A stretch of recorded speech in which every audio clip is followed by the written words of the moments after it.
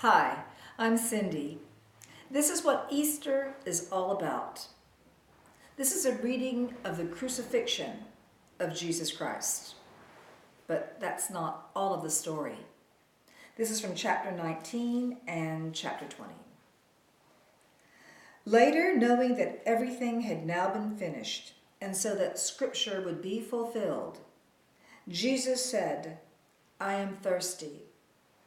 A jar of wine vinegar was there, so they soaked a sponge in it, put the sponge on a stalk of the hyssop plant, and lifted it to Jesus' lips. When he had received the drink, Jesus said, "It is finished." With that, he bowed his head and gave up his spirit.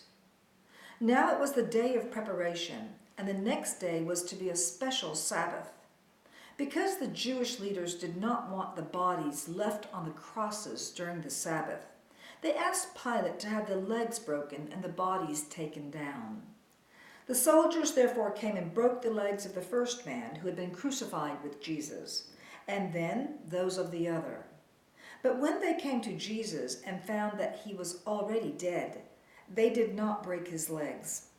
Instead, one of the soldiers pierced Jesus' side with a spear, bringing a sudden flow of blood and water. The man who saw it has given testimony, and his testimony is true. He knows that he tells the truth, and he testifies so that you also may believe. These things happened so that the scripture would be fulfilled. Not one of his bones will be broken. And as another scripture says, they will look on the one they have pierced. Later, Joseph of Arimathea asked Pilate for the body of Jesus. Now Joseph was a disciple of Jesus, but secretly, because he feared the Jewish leaders. With Pilate's permission, he came and took the body away. He was accompanied by Nicodemus, the man who earlier had visited Jesus at night. Nicodemus brought a mixture of myrrh and aloes, about 75 pounds. Taking Jesus' body, the two of them wrapped it, with the spices, in strips of linen.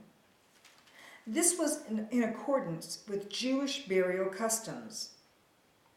At the place where Jesus was crucified, there was a garden, and in the garden a new tomb, in which no one had ever been laid. Because it was the Jewish day of preparation, and since the tomb was nearby, they laid Jesus there. Early on the first day of the week, while it was still dark, Mary Magdalene went to the tomb and saw that the stone had been removed from the entrance. So she came running to Simon Peter and the other disciple, the one Jesus loved, and said, "They have taken the Lord out of the tomb, and we don't know where they have put him." So Peter and the other disciples started for the tomb. Both were running, but the other disciple outran Peter and reached the tomb first.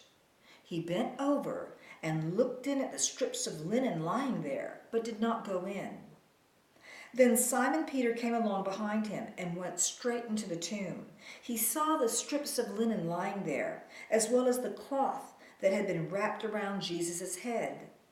The cloth was still lying in its place, separate from the linen. Finally, the other disciple who had reached the tomb first also went inside. He saw and believed. They still did not understand from Scripture that Jesus had to rise from the dead. Then the disciples went back to where they were staying. Now Mary stood outside the tomb crying. As she wept, she bent over to look into the tomb and saw two angels in white, seated where Jesus' body had been, one at the head and the other at the foot. They asked her, "Woman, why are you crying?" "They have taken my Lord away," she said, "and I don't know where they have put him." At this she turned around and saw Jesus standing there, but she did not realize that it was Jesus. He asked her, "Woman, why are you crying? Who is it you're looking for?" Thinking he was the gardener, she said, "Sir, if you have carried him away, tell me where you have put him, and I will get him." Jesus said to her, "Mary." She turned toward him and cried out in Aramaic, "Rabboni," which means teacher. Jesus said, "Do not hold on to me, for I have not yet ascended to the Father. Go instead to my brothers and tell them, I am ascending to my Father and your Father, to my God and your God." Mary Magdalene went to the disciples with the news, "I have seen the Lord," and she told them that he had said these things to her. Happy Easter. Thanks for watching.